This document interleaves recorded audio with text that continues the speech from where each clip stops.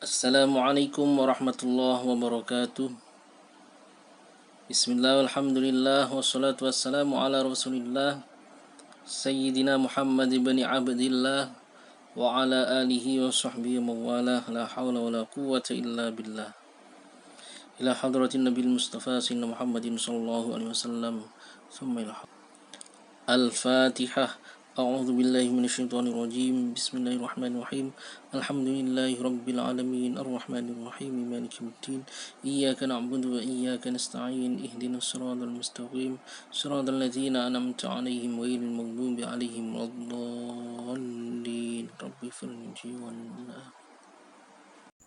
Bismillahirrahmanirrahim. Qala al-musannif rahimahullah wa nafa'ana bihi wa bi ulumi wa bi asrarihi fid darin amin ya rabbal alamin.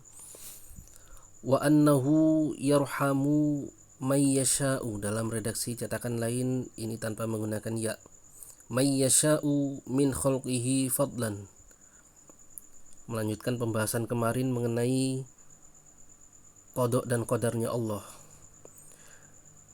dan meyakini bahwa sesungguhnya Allah akan memberikan rahmatnya atau kasih sayangnya kepada orang yang dia kehendaki dari makhluk-makhluknya. Fadlan sebagai bentuk karunia atau anugerah dari Allah Subhanahu wa taala. Wa yu'adzibu may yasha'u, dan Allah akan menyiksa atau mengazab orang yang dia kehendaki minhum dari makhluk-makhluknya. Adlan sebagai bentuk keadilan dari Allah Subhanahu wa taala. Kullu ni'matin minhu ta'ala fadlun. Jadi kesimpulannya, segala kenikmatan yang berasal dari Allah Subhanahu wa taala yang diberikan kepada hamba yang dia kehendaki, itu semata-mata merupakan fadlun, karunia atau anugerah dari Allah Subhanahu wa taala. Hal itu dikarenakan segala kenikmatan yang Allah berikan itu sudah direncanakan oleh Allah Subhanahu wa taala sebagai qada dan qadarnya. Dan juga amal ibadah yang kita lakukan itu sama sekali tidak sebanding dengan besarnya kenikmatan yang diberikan oleh Allah Subhanahu wa taala. Bahkan jika dibandingkan dengan kenikmatan yang Allah berikan ketika di dunia, setiap waktu kita bisa bernafas, organ-organ tubuh kita selalu bekerja tanpa henti, sedangkan ibadah kita hanya pada waktu-waktu yang tertentu saja. Bahkan tidak ada seorang pun yang mampu untuk mengingat Allah di setiap waktu kecuali para nabi, yang bahkan dalam tidur beliau pun mampu mengingat Allah Subhanahu wa taala. Jadi, bagaimana kita bisa merasa bangga dengan amal ibadah kita kalau kemampuan ibadah kita saja sudah merupakan kenikmatan dari Allah Subhanahu wa taala. Wa kullu niqmatin minhu adlun, dan setiap siksaan atau azab dari Allah Subhanahu wa taala itu merupakan keadilan dari Allah Subhanahu wa taala. Kita mungkin pernah berpikir, di mana letak keadilan Allah ketika Allah menyiksa seorang hamba atas kekufuran yang dia lakukan, padahal itu sudah ditakdirkan oleh Allah Subhanahu wa taala. Dan di mana sifat kasih sayang Allah pada saat seperti itu? Pertama, kita harus mengetahui dulu apa itu adil. Menurut para ulama, adil itu adalah wad'us syai' fi mahallihi, meletakkan sesuatu sesuai pada tempatnya, atau melakukan sesuatu sesuai dengan aturan yang telah ditetapkan. Kita tahu bahwa adanya siksaan itu merupakan konsekuensi dari hubungan sebab dan akibat yang merupakan sunnatullah atau aturan yang telah ditetapkan Allah untuk menjaga keseimbangan dalam kehidupan para makhluk. Bayangkan jika tidak ada aturan dalam kehidupan para makhluk, pasti semuanya akan berantakan dan hancur. Misalnya tiba-tiba ada bencana tanpa ada sebab, sehingga tidak ada kemungkinan bagi kita untuk bisa mengantisipasinya. Jadi, dengan adanya aturan yang Allah tetapkan dalam kehidupan para makhluk, itu merupakan bentuk kasih sayang dari Allah Subhanahu wa taala, dan masih banyak lagi hikmah-hikmah yang belum kita ketahui. La yus'alu amma yaf'alu wa hum yus'alun. Ini merupakan kutipan sebuah ayat dalam Al-Qur'an, yakni surat Al-Anbiya ayat 23. La yus'alu amma yaf'alu, tidak bisa dipertanyakan mengenai tindakan apa yang Allah kerjakan, karena itu merupakan otoritas atau hak kuasa yang Allah miliki sebagai Tuhan. Dan segala tindakan yang Allah lakukan itu pasti sesuai dengan aturan yang Allah tetapkan untuk semua makhluk. Wahum yus'alun, akan tetapi para makhluklah yang nanti akan ditanya oleh Allah Subhanahu wa taala atas segala tindakan yang mereka lakukan untuk menerima balasannya. Yang jelas, setiap manusia dibekali oleh Allah dengan akal pikiran untuk bisa membedakan mana yang benar dan mana yang salah. Dan itu merupakan penyebab utama manusia terkena hukum taklif atau beban syariat. Sehingga orang tersebut disebut dengan sebutan mukallaf, yang mana kriteria mukallaf itu adalah orang yang sudah balik dan berakal. Karena anak yang belum balik akalnya belum sempurna, sehingga belum mampu menanggung beban syariat. Begitu juga orang yang sudah balik tapi akalnya bermasalah. Fama fa'ala fihim fahuwa ghairu ma'lumin, maka apapun tindakan yang Allah lakukan terhadap para makhluk, maka hikmah dibalik itu semua tidaklah bisa diketahui. Wala yattali'una ala ilmihi, dan tidaklah para makhluk mampu memahami atau menjangkau terhadap ilmunya Allah, kecuali sebatas apa yang Allah kehendaki. Sebagaimana firman Allah, wala yuhituna bi syai'in min ilmihi illa bima syaa. Dan tidaklah para makhluk mampu menjangkau atau memahami ilmunya Allah kecuali sebatas apa yang Allah kehendaki. Wala ala adlihi, dan tidak pula mampu memahami bagaimana atau sejauh mana tolak ukur keadilan Allah Subhanahu wa taala. Wa min thamma qala ba'dul ulama'i, dan karena itulah sebagian ulama berkata, yajibus sukutu an kaifa fi sifatihi, wajib hukumnya untuk diam dari mengucapkan pertanyaan kaifa, yang artinya bagaimana, fi sifatihi, mengenai sifat-sifatnya Allah, wa an lima fi af'alihi, dan dari pertanyaan lima yang artinya mengapa, fi af'alihi, di dalam tindakan-tindakan Allah Subhanahu wa taala. Wa'lam annal imana bil qadri ala qismaini, dan perlu kita ketahui bahwa sesungguhnya iman terhadap qadarnya Allah itu terbagi menjadi dua macam. Ahaduhuma al-imanu bi annahu ta'ala sabaqa fi ilmihi ma yaf'aluhu al-ibadu. Yang pertama adalah beriman atau meyakini bahwa sesungguhnya sudah ada sejak dahulu di dalam ilmunya Allah segala apa yang akan dilakukan atau dikerjakan oleh para hamba atau para makhluk, min khairin wa syarrin, baik berupa perkara atau amalan yang baik ataupun amalan yang buruk. Wa ma yujazawna alaihi, dan juga balasan apa yang nanti akan mereka terima. Wa annahu ta'ala kataba dzalika indahu wa ahsahu, dan meyakini bahwa sesungguhnya Allah Ta'ala telah mencatat atau menetapkan itu semua di sisi Allah, dan juga telah memperhitungkannya atau merencanakannya.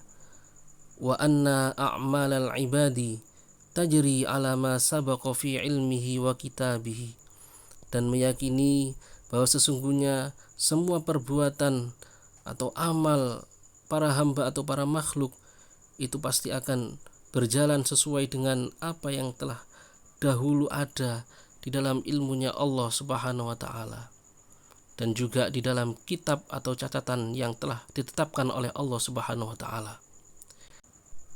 Sanihima annahu ta'ala khalaqa af'ala ibadihi kullaha, dan yang kedua dari pembagian iman terhadap qadarnya Allah Subhanahu wa taala, yakni meyakini atau mengimani bahwa sesungguhnya Allah telah menciptakan segala perbuatan para hamba semuanya, min khairin wa syarrin, mulai dari perbuatan yang baik dan juga perbuatan yang jelek, wa kufrin wa imanin, dan kekufuran dan juga keimanan.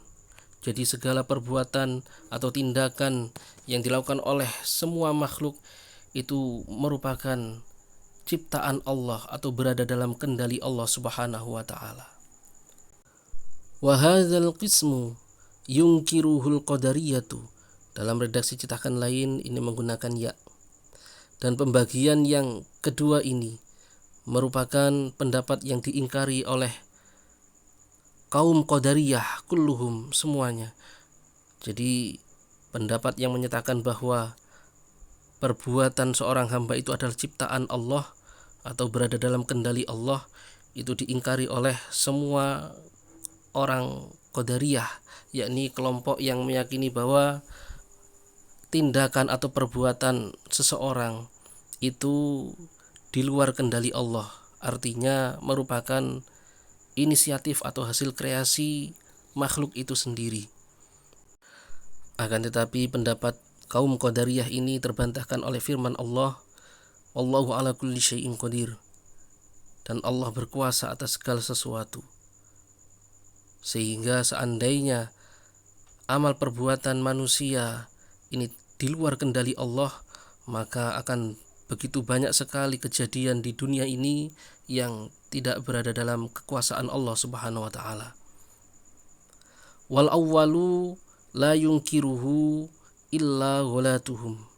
Sedangkan pendapat yang pertama, yakni bahwasanya segala amal perbuatan hamba atau para makhluk itu berada dalam ilmunya Allah, itu tidak diingkari kecuali oleh orang-orang kaum Qadariyah yang tersesat atau terlalu melampaui batas. Afada dzalika Ibnu Hajarin fi Syarhil Arba'ina. Keterangan ini disampaikan oleh Imam Ibnu Hajar, yakni Al-Imam Syihabuddin Ahmad bin Muhammad bin Ali Ibnu Hajar Al-Haytami Asy-Syafi'i dalam Syarah Arba'in karangan beliau yang bernama Al-Fathul Mubin. Wa annahu ta'ala hayyun, dan meyakini bahwa sesungguhnya Allah Ta'ala adalah zat yang maha hidup, aizu hayatin, artinya zat yang memiliki kehidupan, wa huwa fa'alun. Dalam redaksi kitab lain atau cetakan lain ini menggunakan alif, wa huwa fa'alun darrakun, dan Allah itu adalah zat yang maha berbuat, darrakun, dan maha memahami atau memiliki kesadaran yang maha sempurna. Kedua hal ini merupakan dua unsur utama segala sesuatu itu bisa dikatakan hidup, yakni memiliki tindakan atau aktivitas dan memiliki kesadaran. Karena segala sesuatu yang tidak memiliki aktivitas atau tidak memiliki kesadaran, maka tidak bisa dikatakan hidup. Sedangkan Allah adalah zat yang maha hidup. Karena itulah Allah berfirman dalam Al-Quran, La ta'khudhuhu sinatu wala naum. Kesadaran yang dimiliki Allah yang maha sempurna itu tidak akan pernah mengalami yang namanya kantuk ataupun tidur. Waqila baqin azalan wa abadan. Dan ada pendapat lain yang mengatakan makna dari maha hidup itu adalah artinya kekal atau abadi, tidak pernah mengalami yang namanya ketiadaan, azalan wa abadan, baik sejak azali atau sebelum terbentuknya waktu, wa abadan, dan selama-lamanya tanpa batas.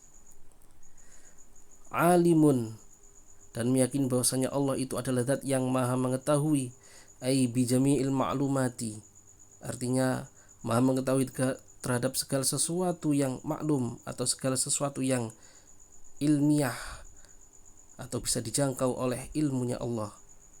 Artinya mengecualikan hal-hal yang mustahil seperti wujudnya Tuhan selain Allah, itu sesuatu yang tidak dita'alluqi atau tidak dijangkau oleh ilmu, karena itu bukan merupakan sesuatu yang ilmiah.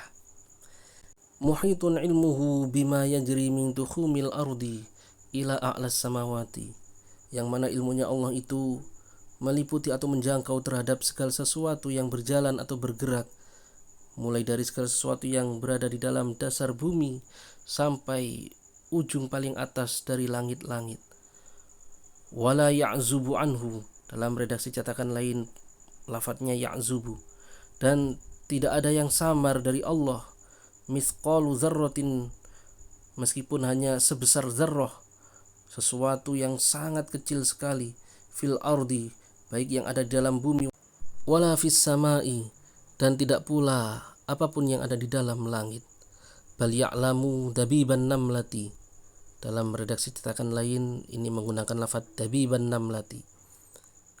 Bahkan Allah mengetahui merayapnya seekor semut as-saudai yang berwarna hitam ala sakhratis samai, di atas batu yang licin atau halus, fil lailatiz zulmai, di dalam malam yang gelap gulita.